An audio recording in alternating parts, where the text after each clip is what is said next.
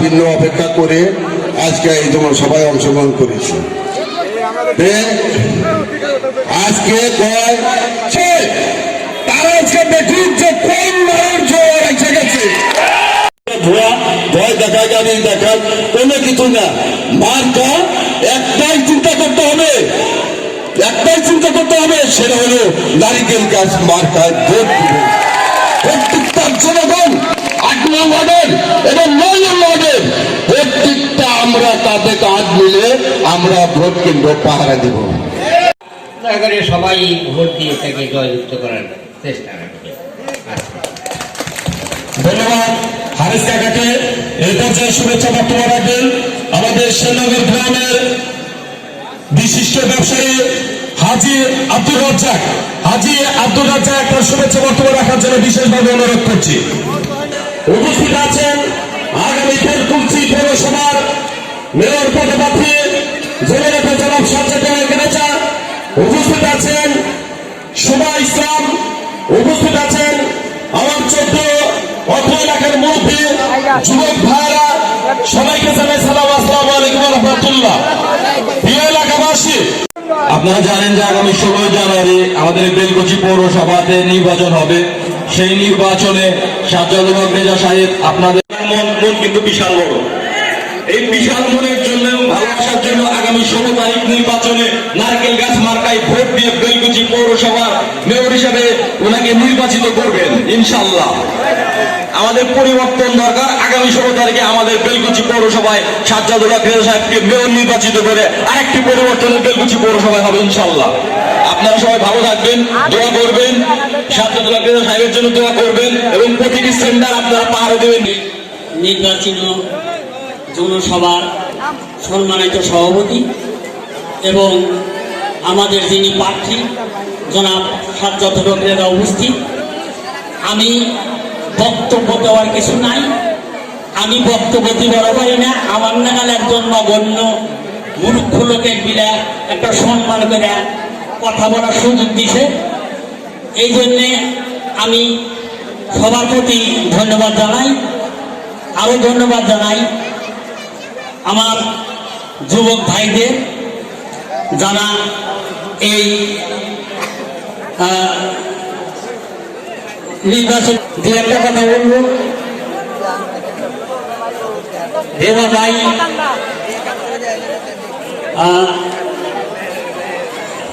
শ্যামনগর গ্রামের 14 মুরব্বী বিশিষ্ট কাঠটা ব্যবসায়ী জনাব ইমান আলী কাকা, বিসমিল্লাহির রহমানির রহিম।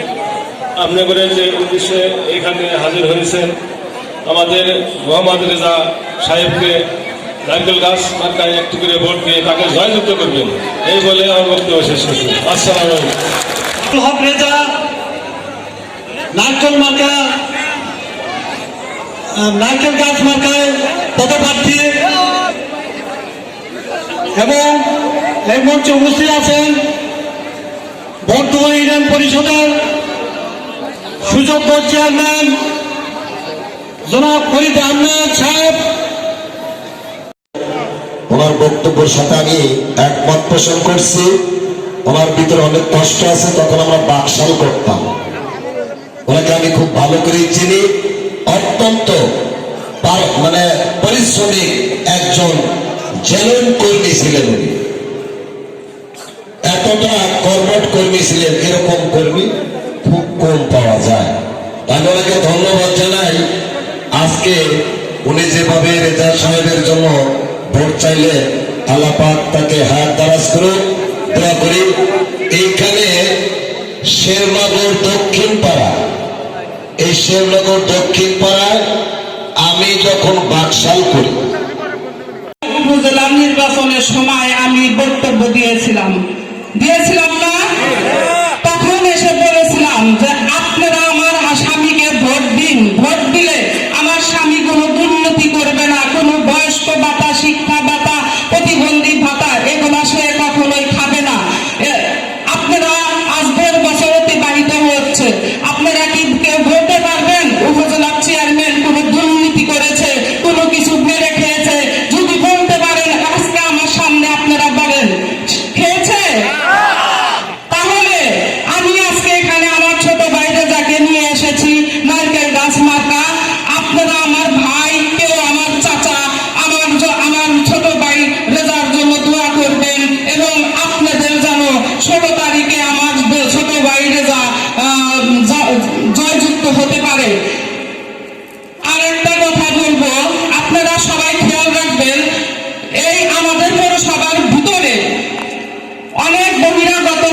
ভুগতেছে।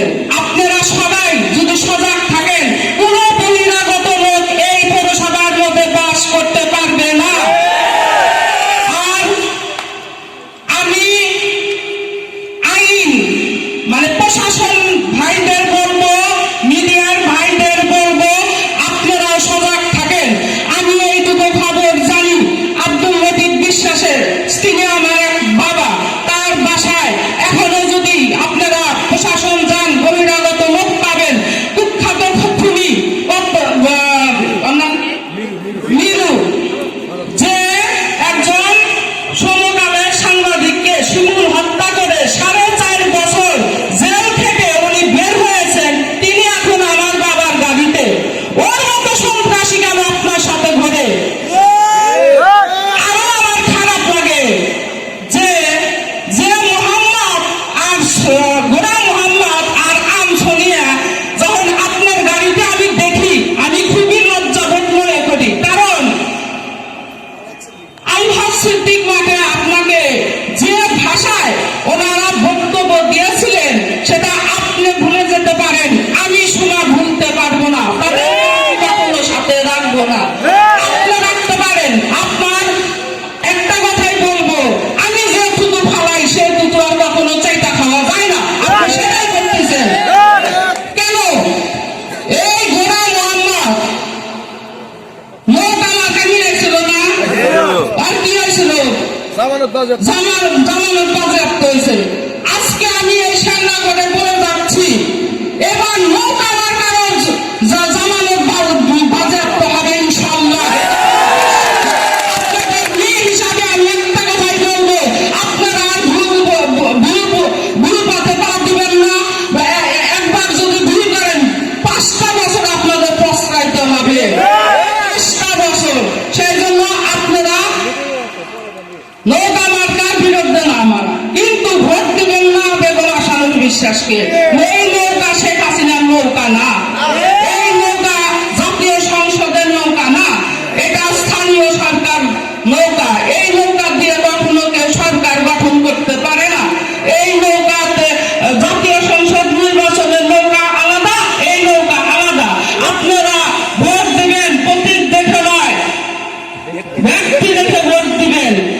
উপজেলা চেয়ারম্যান যদি আপনাদের সুখে দুঃখে যদি এখনো পাশে থেকে থাকে, আমি আবারও সেই কামারপাড়া আমি বলে যাচ্ছি, আমার দেবর অবশ্যই আপনাদের পাশে সুখে দুঃখে থাকবে, সেটা আমি থাকবো আপনাদের সাথে। আমি তো আপনাদের নিয়ে আমি তো সবসময় থাকবোই।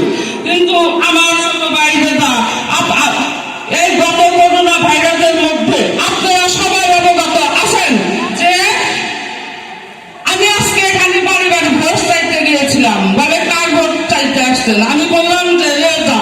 বলে ওকেই তো ভোট দিব, নারিকেল গাছ মার্কা। আমি বললাম যে চ্যালেঞ্জে যাকে, হ্যাঁ ও তো আসছিল ঘরে ঘরে এসে 500 টাকা দিতে দিয়ে গেছে। কেউ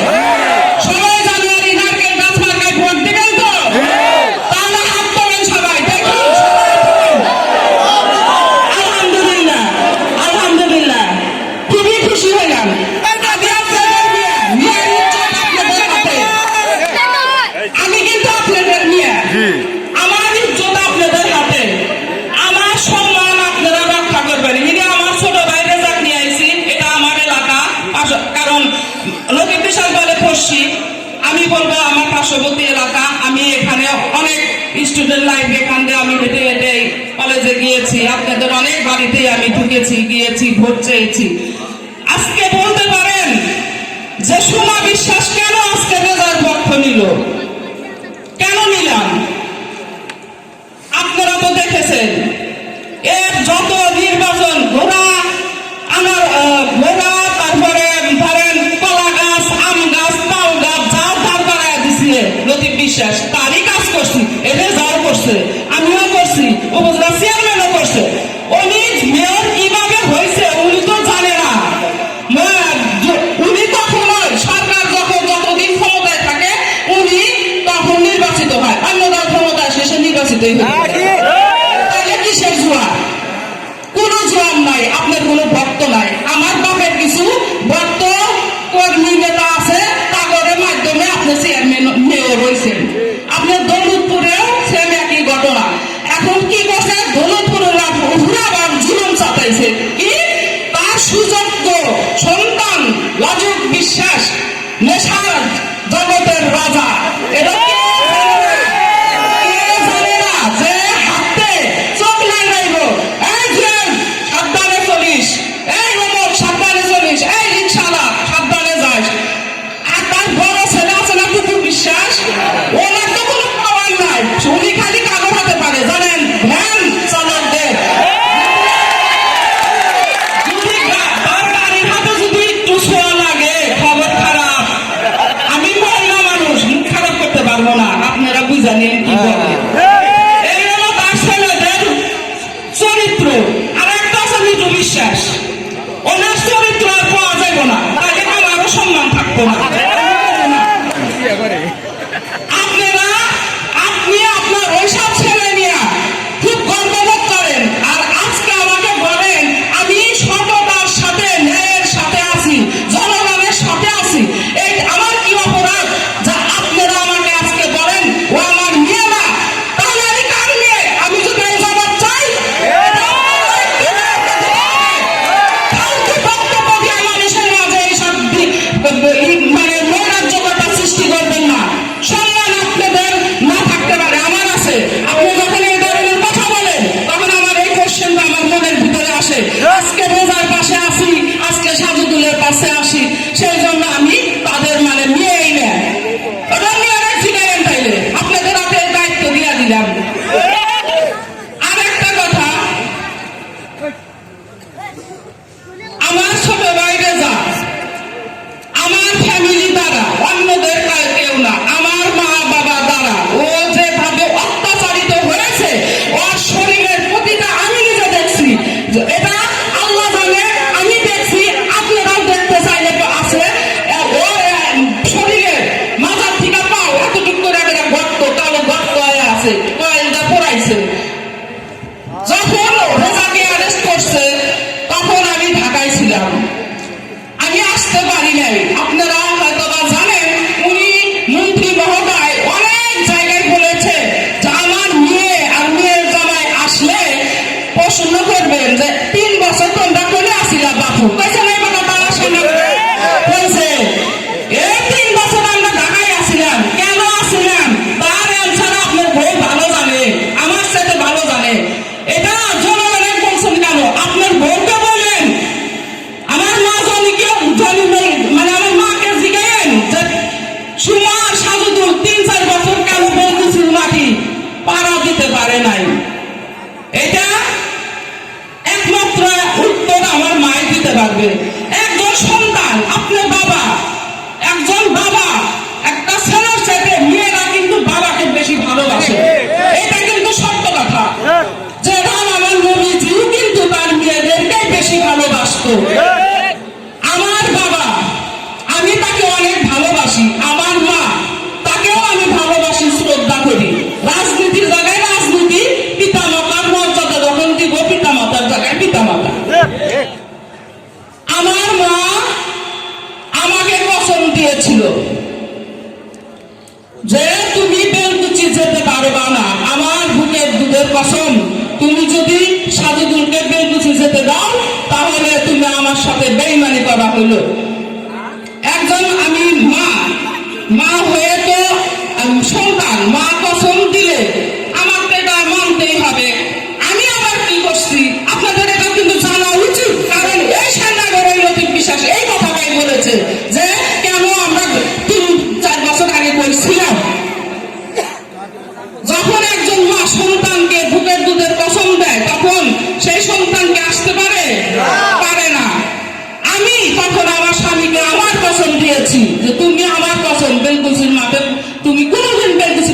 করতে পারবা না। কেন আমি বলি নাই, কারণ আমার মা বলছে এটা সামুদ্রকে বলবা না, আমি বলি নাই।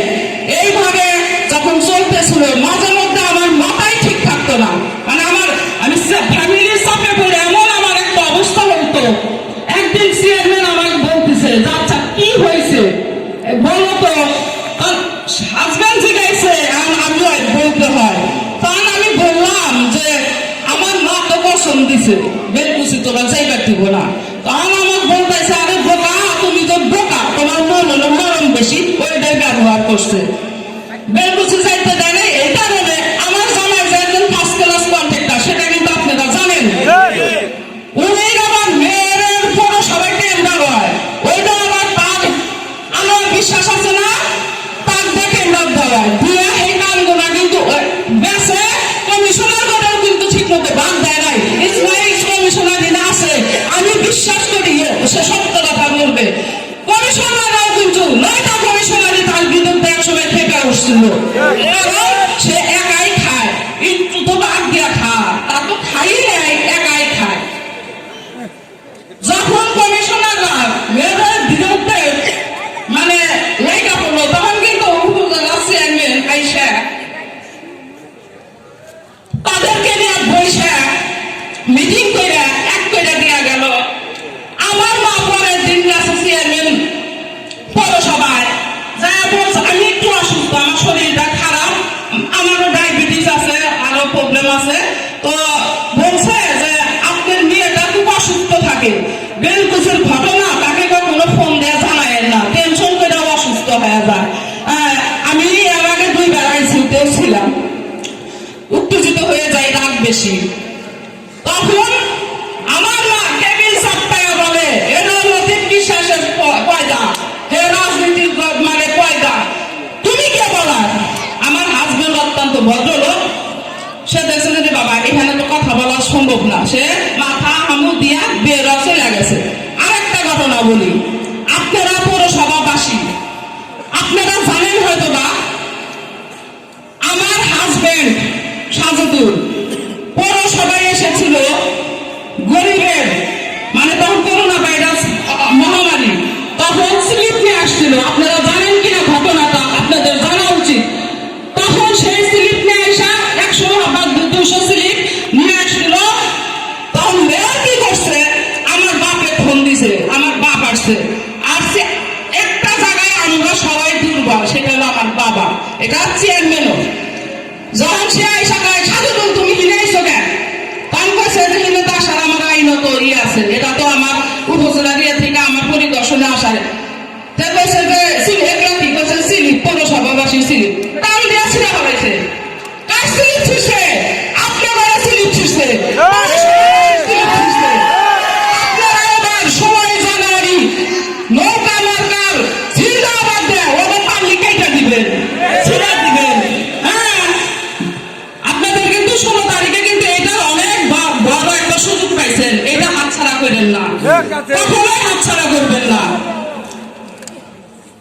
আর বেশি কিছু বলবো না, সময় নাই, আরো একটা মিটিং আছে, আপনাদের কাছে আমি করজোরে মিলিত করব এবং একটা করে ভোট ভিক্ষা চাইছি, কারণ আমার দেবরকে আপনারা যদি ভোট দেন, আমি যেমন উপজেলা চেয়ারম্যানকে নিয়ে আপনাদের বলে গিয়েছিলাম যে দুর্নীতি করবে না, করে নাই এখন পর্যন্ত, করবেও না। আজকে আমি আমার ছোট ভাই রেজার সম্পর্কে বলে যাচ্ছি, সে কোনোদিন প্রতিবন্ধী ভাতা, বয়স্ক ভাতা, স্লিপ এগুলো কখনো খাবে না। করোনা ভাইরাসের মধ্যে যেমন মানুষের ঘরে ঘরে হেঁটে হেঁটে টাকা দিয়েছে, আমি রেজাকে বলবো এইভাবে তুমি মানুষের ঘরে ঘরে গিয়ে স্লিপ দিয়ে আসবা, অনেক সুনাম হবে। আর আমি দোয়া করি তুমি মেয়র হও এবং সর্বোচ্চ সম্মান অর্জন করো, তোমাকে লতিফ বিশ্বাস বেদক বলে, তুমি এইবার বুঝাইয়া দিবে যে তুমি আসলে বেদক না। বেদক কেন বলে? বেদক বানাইছে কে? কে বানাইছে? আপনি বানাইছেন, আমি বানাই নাই। আমার উনিও বয়স হয়েছে তো অনেক সময় অনেক কথা বলে, উনি আমার হাজবেন্ড এবং আমার ছোট ভাইকে যাকে বলে বহিরাগত, রাজাকার, রোহিঙ্গা, 2001 সালে এই রাজাকার রোহিঙ্গা আপনার পাশে আসছিল 2 ভাই, আবে যে রোহিঙ্গার বউ, তখন কইছিল আপনার ফ্যামিলি 7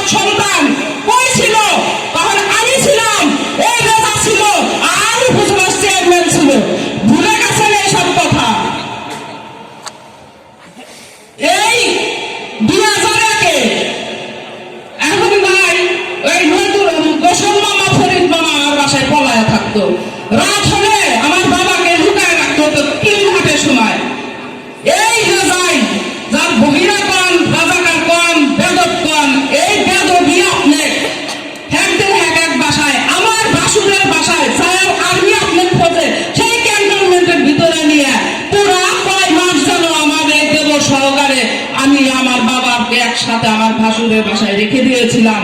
আমি ওইখানে আমি মনে করেছি এখানে নিরাপত্তা বেশি, কারণ আর্মিদের মধ্যে এটা এসে থাকে, তাকে ওই এত উপকার করার পরেও আপনারা কি করলেন? রেজার সাথে বেইমানি করলেন। উপজেলা কি হতো? উপজেলা যদি একটা রেজা ছাইড়া দিলেন নে, আজকে কি আপনার হাতে এই ঘটনাগুলো ঘটলেনি?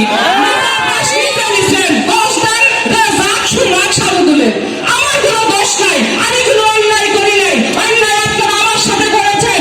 জাতীয় উপজেলা নির্বাচনে আপনারা আমার স্বামীকে যেভাবে বিরোধিতা করেছেন, আমি খুবই মানে আমার লাইফে আমি এত কষ্ট কখনো পাই নাই। কারণ যখন মোহাম্মদ নৌকা নিয়ে এলো, আমার ছোট ভাই যখন মানে এত কাগজ যমুনার সাথে পাবে নাই, এটা আমি জানি। তখন উপজেলা চেয়ারম্যান কিন্তু একমাত্র রেজা কিছুই জানে না, আমার অনুমতি নিয়ে আসছে। আমি দোয়া দিয়েছি, যাও তুমি দাঁড়াও, ইনশাল্লাহ তুমি জয়ী হবা। আইসা আপনারা জয় বানাইছেন না, আপনারাই বানাইছেন। আমার খুব খারাপ লাগে। আমার মা পথসভার সম্মানিত সভাপতি, উপস্থিত আমার শ্রদ্ধেয় নেতৃবৃন্দ, আমার শ্রদ্ধেয় ভাবি সহ উপস্থিত অত্র এলাকার আমার শ্রদ্ধেয় মুরব্বিয়ান, প্রিয় যুব সমাজ এবং পর্দার আড়ালে আমার মা ও বোনেরা, সবাইকে জানাই আমার সালাম, আসসালামু আলাইকুম, এবং অন্যান্যদের প্রতি রইল আমার শুভেচ্ছা। যেহেতু দীর্ঘক্ষণ বক্তব্য দিয়েছে, আপনারা এই শীতের রাত্রিতে অনেক কষ্ট করে দীর্ঘ সময় হলো বক্তৃতা শুনছেন, আর আমাদের আর একটি প্রোগ্রাম আছে বিদায়। আজকে অনেক কথা বলার ছিল, কিন্তু সময় স্বল্পতার কারণে বলতে পারছি না। ইনশাল্লাহ পরবর্তীতে আল্লাহ যদি হাত দারাজ করে আমার কথাগুলো আপনাদের বলবো, আপনাদের পাশে থাকবো। শুধু আপনাদের কাছে আমার একটি আবেদন, অনুরোধ, করজোর অনুরোধ যে আমাকে একটিবার আপনারা সুযোগ দেবেন।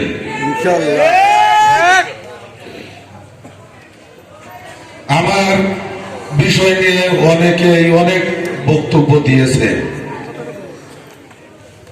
হয়তো আরো অনেক কিছুই বাকি আছে। সবার বক্তব্যের সাথে একাত্মতা ঘোষণা করে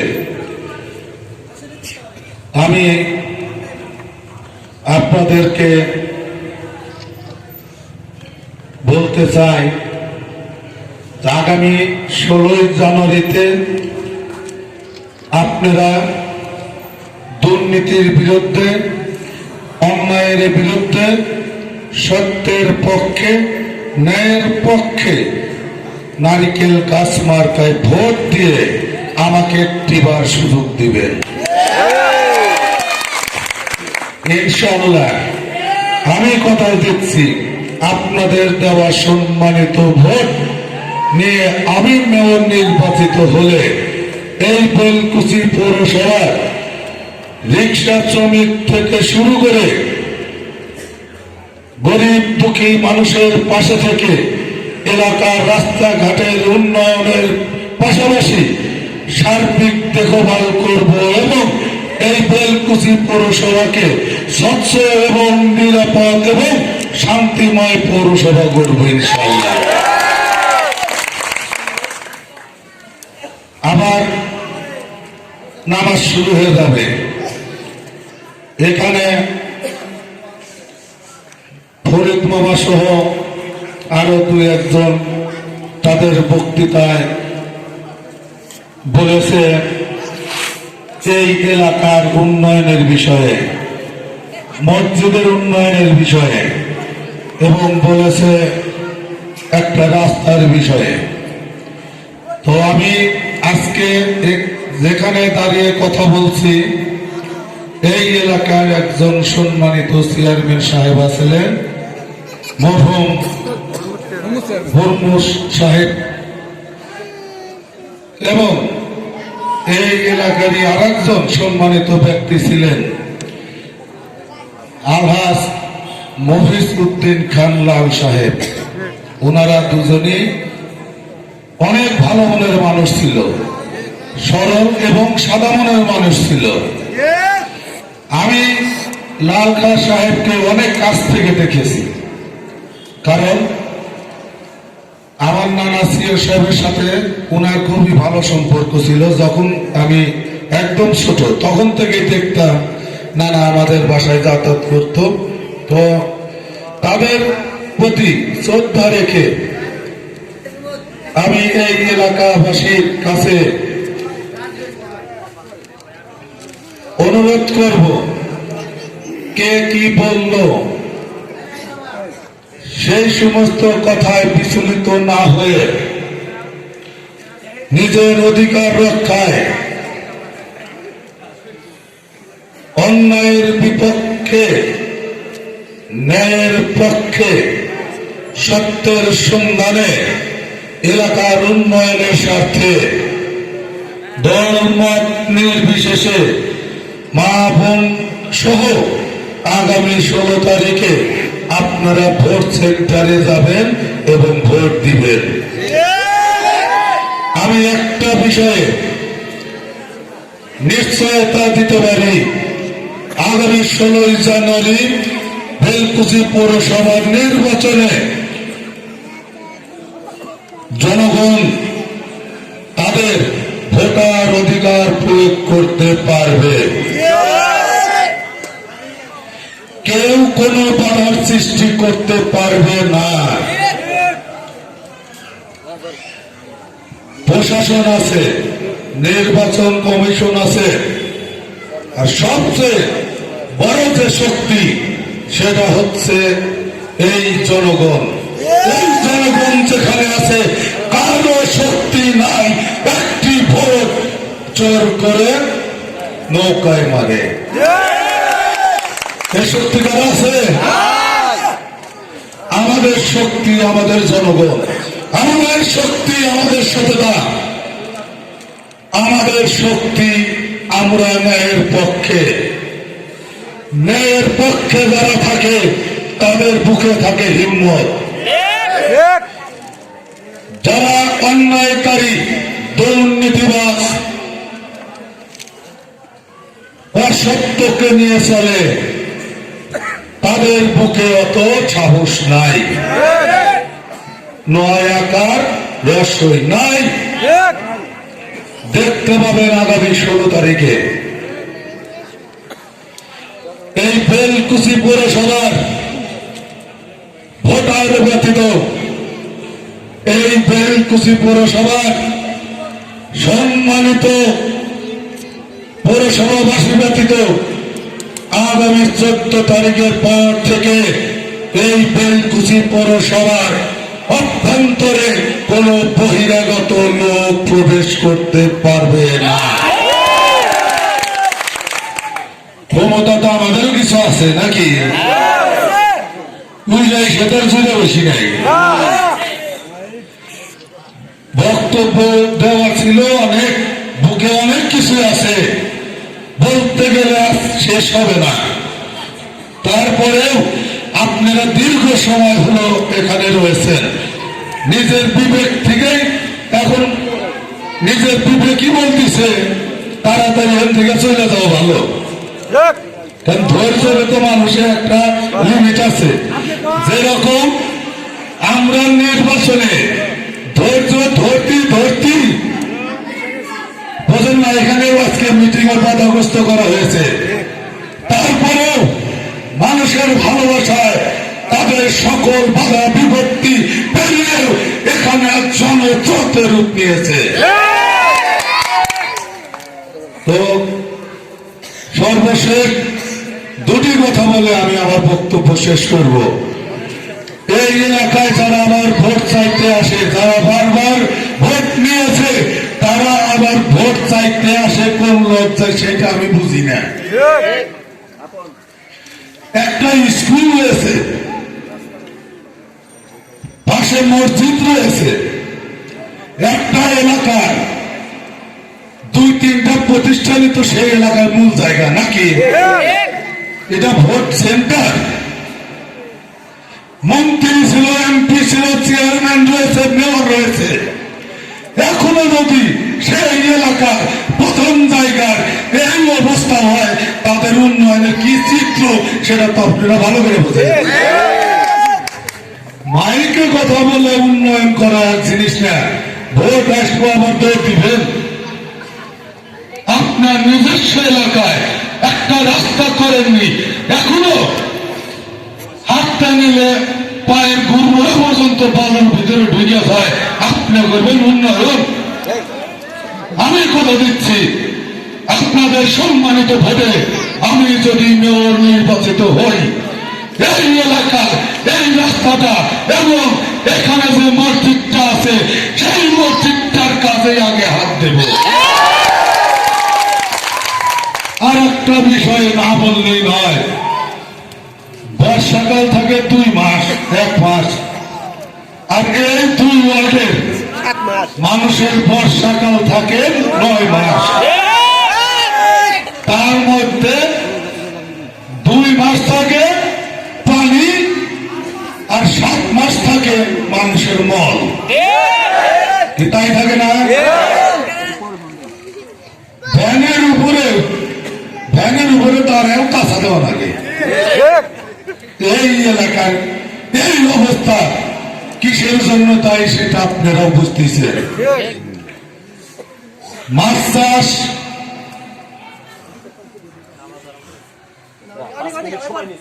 তো যাই হোক, তাহলে লং কথায় গেলাম না, শুধু একটি কথা বলতে পারি, এই এলাকায় যেভাবে পানি নিষ্কাশনের নামে পাগার করে এই পৌরসভা এলাকার প্রত্যেকটি বাড়ির মলমূত্র ফালান হয়, এটারও সুব্যবস্থা করে এই এলাকাকে দুর্গন্ধ মুক্ত এবং টিউবওয়েলের পানি খাওয়ার যোগ্য করে তুলবে। পানি নিষ্কাশন সারা বেলকুচি পৌরসভার এই খাতে হবে না ইনশাল্লাহ। এখানে আপনাদের উপজেলা চেয়ারম্যান সহ এবং জানেন এই সিরাজগঞ্জ জেলার গর্ব একজন সচিব আছে, উনি এখানে সুইচ গেটের ব্যবস্থা করে দেবে। ইতিমধ্যেই এখানে কাজ শুরু করেছে। আপনাদেরকে 1 বছরের মধ্যে আর পানির তলায় পড়ে থাকতে হবে।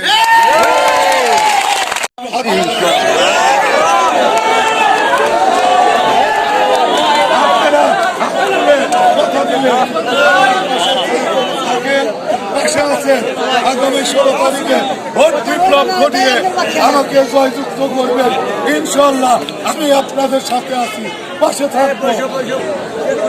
লক্ষ্য নিয়ে মাঠে নেমে আপনারা কাজ করবেন ইনশাল্লাহ, আমাদের জয় হবেই হবে।